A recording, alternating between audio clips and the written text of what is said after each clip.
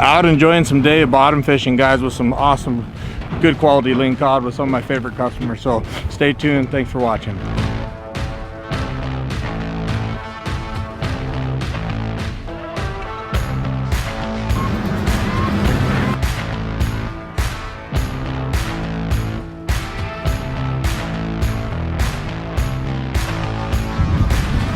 Thumb on the spool.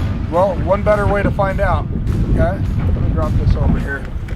So check lever, this brass thing. This is a, yep, this brass thing. So what we're gonna do, notice how it says free, strike, and full. Bring it back into free, keep your thumb on it, and let it go all the way down.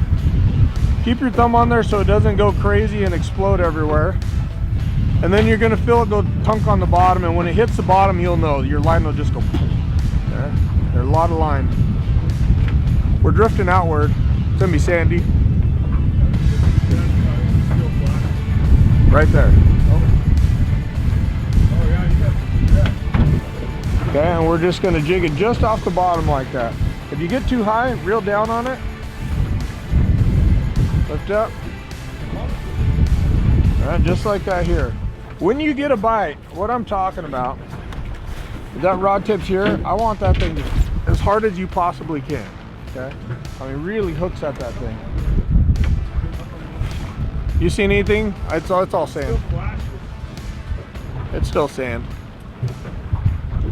There was a new spot. I was looking at the chart last night, and it's on the way out to where we're going. But this is the way you find new spots. Is like, oh, you find something on the chart, and then you on the way by you stop, see if there's anything there. It feels really sandy though. We're looking for rock. Now when we actually get to where we're going, that rock is going to be a much sharper hit when you hit the bottom. We don't want to let these weights hang out in the rocks. They will get stuck, and these are a pain in the ass to break off. Okay, I mean, we're just like tie it down to the boat and break it type deal. Okay, not as easy as your other ones, Chad. Notice I'm looking directly at you. Okay, when you reel these in, there's no guide, there's no line guide to bring the line back on. So what we need to be mindful of is with your thumb, just keep that line in general position to where it's filling the spool evenly.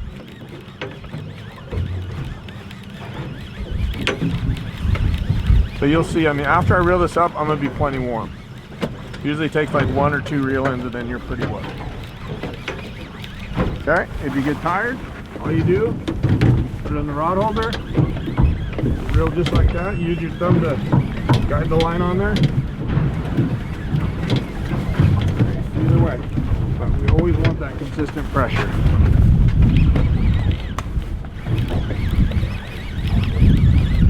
If you break off, no big deal, guys. We'll get you another one. Oh my gosh. You do the one time I had 3 big Lingcod on at once. All 3 hooks loaded up. I think every one of them was over 30 inches.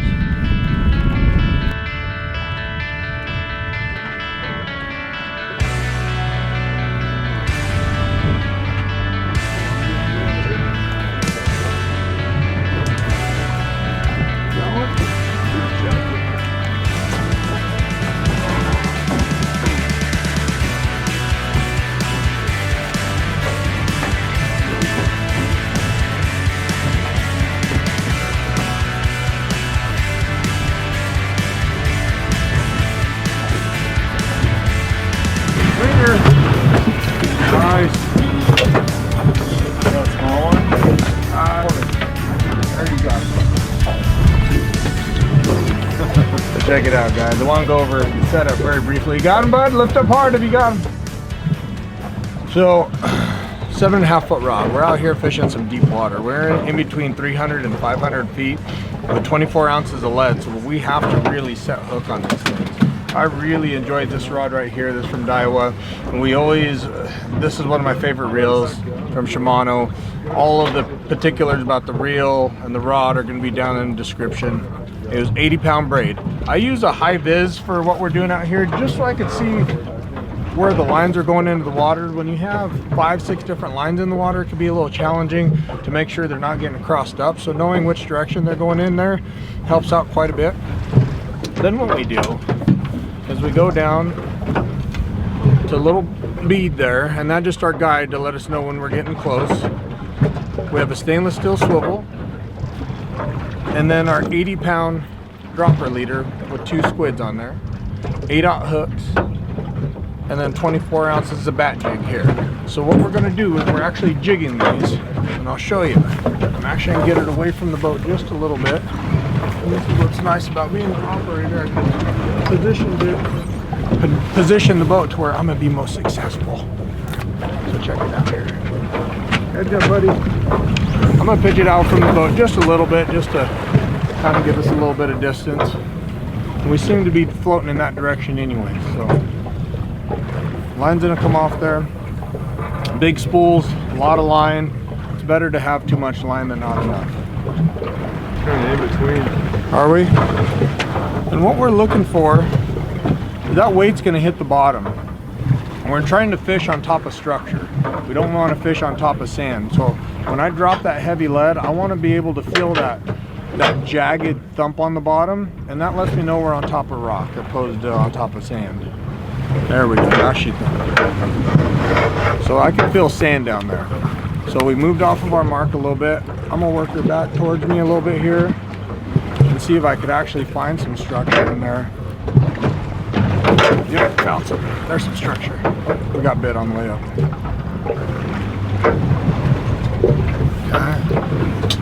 With this Lingcod fishing, what we want to do is we want to create that vertical presentation just like this. So rod comes up, rod goes down, rod comes up, rod goes down, and you're going to feel a lot of times that bite's going to happen on the way down. So what it's going to feel like is that weight should have hit the bottom and it never did. And all of a sudden you feel the tap tap. When you feel that tap tap, that's when we're going to let them have it. This is Coast Guard Station, Tillamook Bay. Very important. When you go all the way up and you come all the way down, you want that rod tip to be right down here near the water. That way when you do get bit, you can get a nice heavy lift out of it. If you try setting hook from way up here, there's not a lot left, right? There's not a lot of power. Right down here to the bottom. Now we're waiting for that bite to happen. Thought I got bit there for a second. Might need to pick up a new. Feeling sandy. Give her just a minute. You guys aren't getting bit. No. We might go out to 5. You get bit there, bud? I think so, yeah.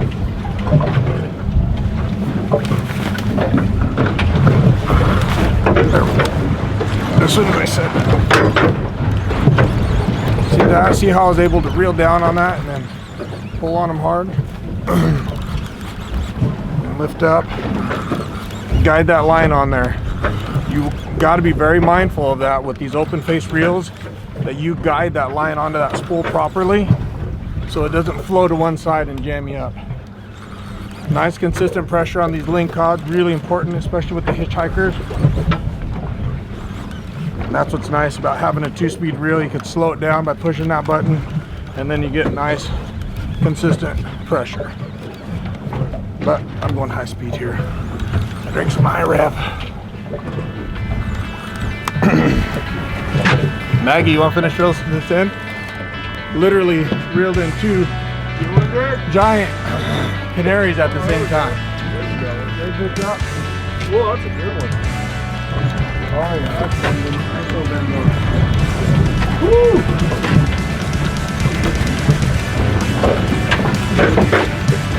Tally or flounder? Tally? I want Allie. That's the cool part about bottom fishing. You never know what you're gonna get, man. You never know. What is this, Jeff? Again? Look at that cool thing.